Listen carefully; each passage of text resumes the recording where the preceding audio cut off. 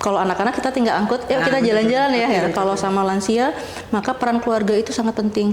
Karena kita tahu kalau penyakit kronis tidak kita kendalikan, maka akan memberikan dampak disabilitas. Generasi muda, maka marilah kita menjaga lansia, marilah kita merawat oma opa kita, orang tua kita sebagaimana dulu mereka menjaga kita ketika kita masih bayi.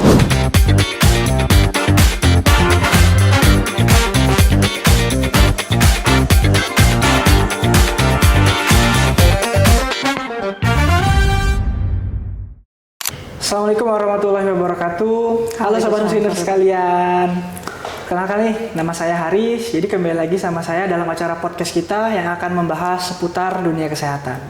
Jadi for your information nih buat teman-teman sekalian, hari ini setiap tanggal 29 Mei kita itu memperingati Hari Lansia Nasional. Oleh karena itu, buat para oma, opa, kakek, nenek ataupun eyang semuanya, semoga kalian selalu diberikan kesehatan, kebahagiaan, serta umur yang panjang. Amin ya rabbal alamin. Jadi dalam rangka memperingati hari yang spesial, bersama saya hari ini udah ada narasumber yang spesial juga yang sudah expert di bidangnya, yaitu ada Dr. Rizky, spesialis penyakit dalam, konsultan geriatri. Dokter, apa kabarnya dokter? Alhamdulillah dokter, apa kabar dokter Haris? Alhamdulillah sehat dokter. Alhamdulillah. Gimana dokter untuk akhir-akhir ini kesibukannya apa nih dok? Kesibukan kita hari terakhir ini banyak nih ya. Pertama melayani oma opa di poligeriatri terpadu di sini. Nah selain itu kita juga sebagai rumah sakit pendidikan kita juga terlibat dalam pendidikan PPDS dan SP1 dan SP2. Oke dokter.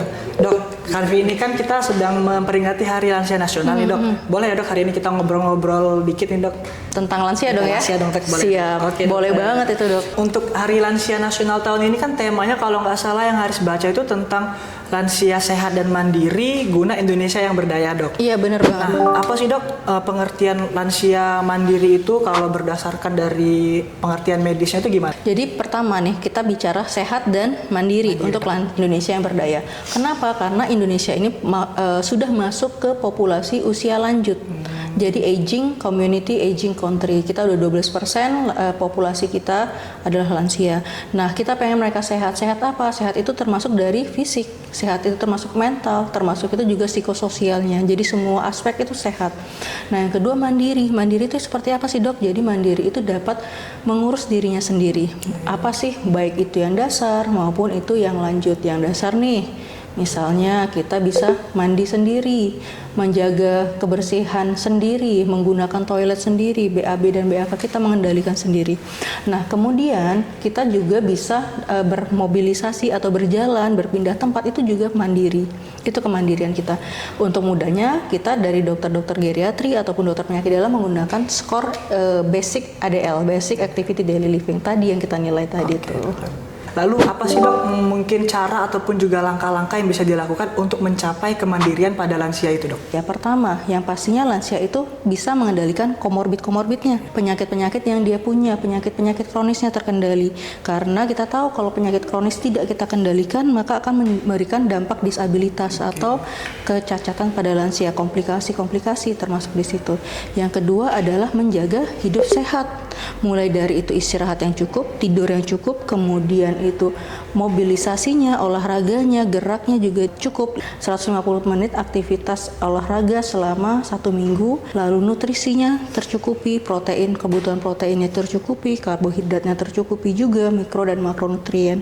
Lalu yang pastinya juga mengisi hari-hari dengan kegiatan yang bermakna dan positif. Apa sih dok penyakit-penyakit yang paling sering dialami oleh para lansia-lansia dok? Kalau secara nasional ya dok ya, paling banyak kunjungan ke poligeriatri itu adalah penyakit hipertensi, diagnosis terbanyaknya.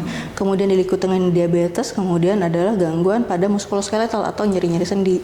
Nah, kalau di Palembang ini condongnya adalah nyeri-nyeri sendinya dulu. Nyeri-nyeri sendi banyak ya dok? Iya, jadi kalau di Palembang ini keluhan-keluhan muskuloskeletal tuh banyak, mulai dari nyeri kepala, nyeri pada pundak, kemudian pada punggung, kaki, itu semuanya banyak sekali dokter.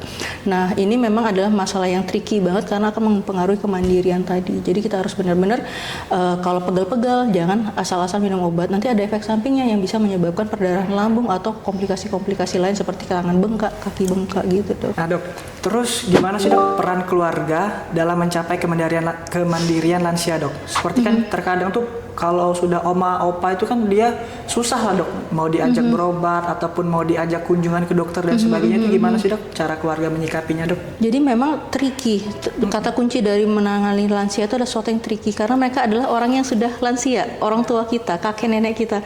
Kalau anak-anak kita tinggal angkut, yuk kita jalan-jalan ya. Kalau sama lansia, maka peran keluarga itu sangat penting. Kenapa? Karena social support itu yang membantu dokter untuk bisa menata laksana lansia kita dok. Nah, caranya, tekniknya nih biasanya kita akan membujuknya. Oh, ayo dong kita datang ke poli, kita berobat sama dokternya.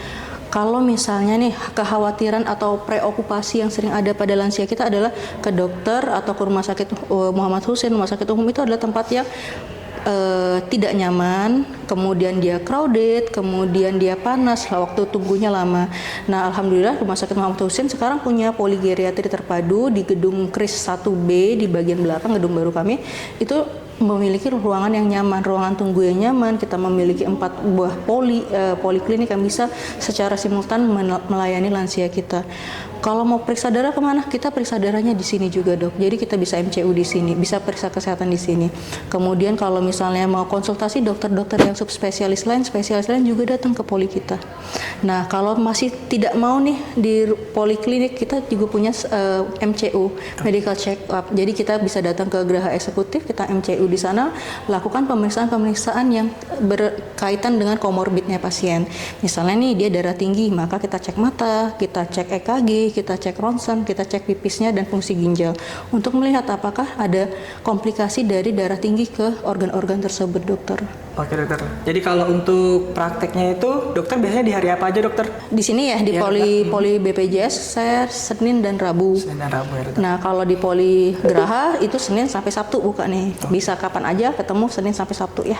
Oke dok, untuk yang terakhir nih dok, ada nggak dok seperti tips ataupun juga saran atau closing statement dari dokter gimana nih dok? Oke baik, terima kasih dok. Jadi untuk closing statement kita sebagai generasi muda, maka marilah kita menjaga lansia. Marilah kita merawat oma opa kita, orang tua kita sebagaimana dulu mereka menjaga kita ketika kita masih bayi.